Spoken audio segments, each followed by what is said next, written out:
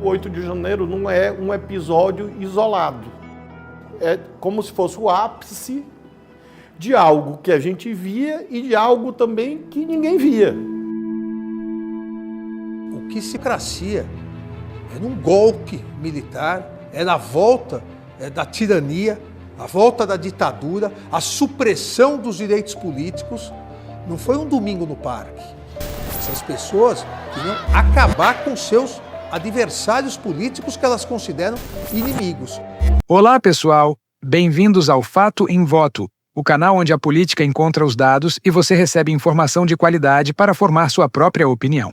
Hoje vamos falar sobre um tema que está dominando os noticiários e dividindo opiniões. A discussão sobre anistia para os envolvidos nos atos de 8 de janeiro de 2023. Nas últimas semanas, parlamentares da oposição ocuparam os plenários da Câmara e do Senado defendendo o que chamam de anistia para os presos pelos atos do 8 de janeiro. Mas o que isso significa na prática? Quais são os argumentos de cada lado? E como funciona juridicamente um processo de anistia no Brasil? Vamos aos fatos e no final você me conta a sua opinião nos comentários. Para entendermos a discussão atual, precisamos primeiro relembrar o que aconteceu em 8 de janeiro de 2023. Naquele domingo, apoiadores do então ex-presidente Jair Bolsonaro invadiram e depredaram os três poderes em Brasília: o Palácio do Planalto, o Congresso Nacional e o Supremo Tribunal Federal. As imagens percorreram o mundo inteiro, mostrando pessoas quebrando janelas, destruindo obras de arte, móveis históricos e documentos oficiais. Segundo dados oficiais, mais de 1.400 pessoas foram presas em flagrante naquele dia e nos dias seguintes. O prejuízo material foi estimado inicialmente em mais de 40 milhões de reais, valor que posteriormente foi revisado para cima, conforme surgiram novos levantamentos dos danos. Até hoje, segundo o Supremo Tribunal Federal, mais de 2.100 pessoas foram investigadas pelos atos daquele dia, sendo que aproximadamente 230 já foram condenadas em primeira instância a penas que variam de multas à prisão.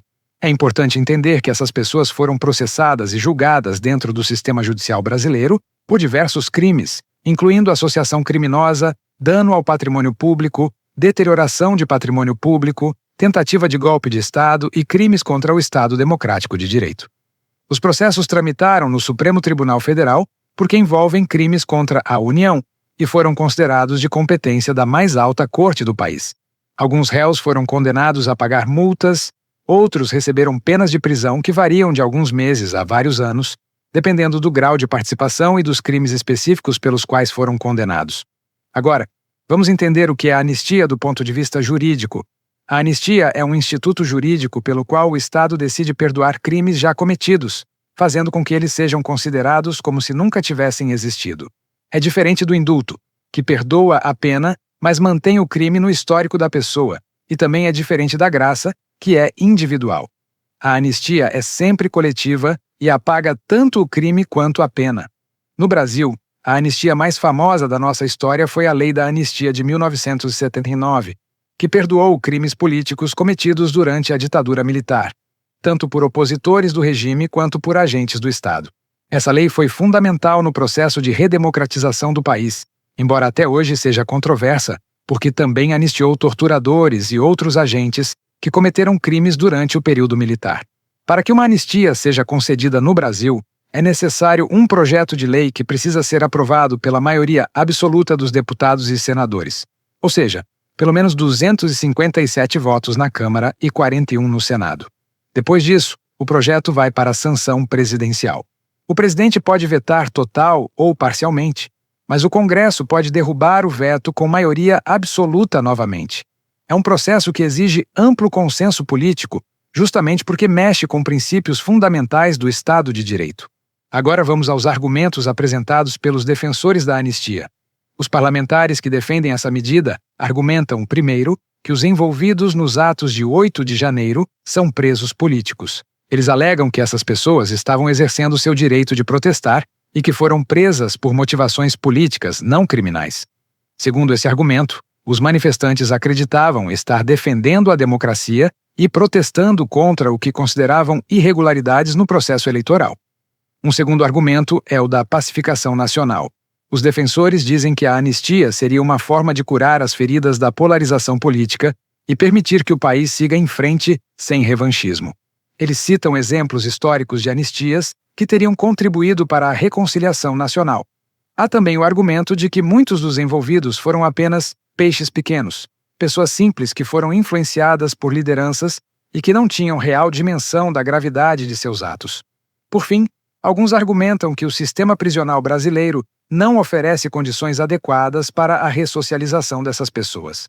Do outro lado, temos os argumentos contrários à anistia. O primeiro e principal argumento é a defesa do Estado de Direito. Não vamos votar anistia. Isso tá fora. Não dá para passar a mão na cabeça em quem fez isso. Segundo essa visão, conceder anistia para crimes contra a democracia criaria um precedente perigoso, sinalizando que é possível atacar as instituições democráticas sem consequências. Isso poderia encorajar novos ataques no futuro. Um segundo argumento é que não se tratou de crime político no sentido clássico do termo, mas sim de crimes comuns contra o patrimônio público e contra a ordem democrática. Os críticos da anistia argumentam que invasão, depredação e tentativa de impedir o funcionamento dos poderes constituídos são crimes comuns, não atos políticos. Há também o argumento da justiça para com as vítimas. Funcionários dos três poderes foram ameaçados, agredidos psicologicamente e tiveram seu local de trabalho destruído. A anistia seria vista como uma segunda vitimização dessas pessoas. Outro ponto levantado é que muitos dos condenados já cumpriram suas penas ou estão em regime semiaberto, o que demonstraria que a justiça foi proporcional. Por fim, argumenta-se que aceitar a narrativa de que foram presos políticos seria legitimar o discurso de que as eleições de 2022 foram fraudulentas, o que já foi amplamente desmentido pelos órgãos competentes. É importante notar que a discussão sobre a anistia não é apenas jurídica, mas profundamente política. Ela toca em questões fundamentais sobre como uma democracia deve lidar com ataques às suas instituições. Diferentes países adotaram abordagens distintas para situações similares. Nos Estados Unidos, por exemplo, os envolvidos no ataque ao Capitólio em 6 de janeiro de 2021 continuam sendo processados e condenados, sem discussão sobre anistia. Em outros países que passaram por transições democráticas ou conflitos internos, anistias foram utilizadas como ferramenta de pacificação com resultados variados. Do ponto de vista do processo legislativo, atualmente existem algumas propostas tramitando no Congresso Nacional.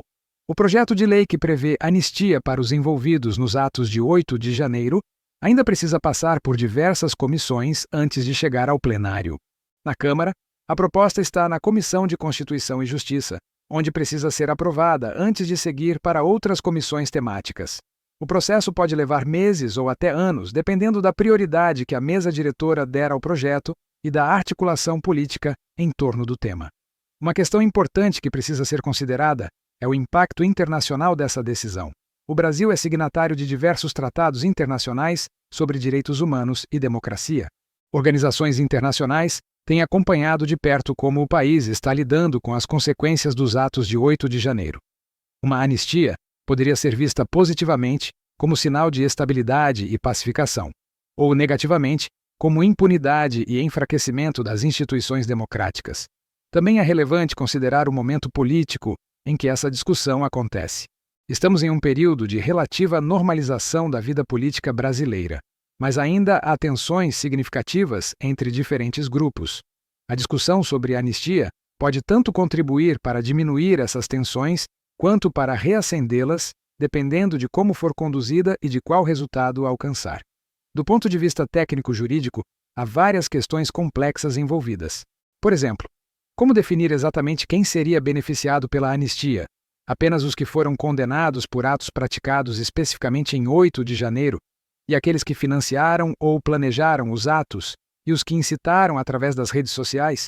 Essas são questões que precisariam ser detalhadamente regulamentadas na lei de anistia. Outro aspecto importante é o impacto orçamentário. Se a anistia incluir ressarcimento por danos morais ou materiais sofridos pelos anistiados durante o processo penal, isso poderia gerar custos significativos para o Estado. Por outro lado, manter essas pessoas no sistema prisional também gera custos. É preciso também considerar as diferentes perspectivas dentro do próprio sistema de justiça. Magistrados, promotores e defensores públicos têm opiniões variadas sobre o tema.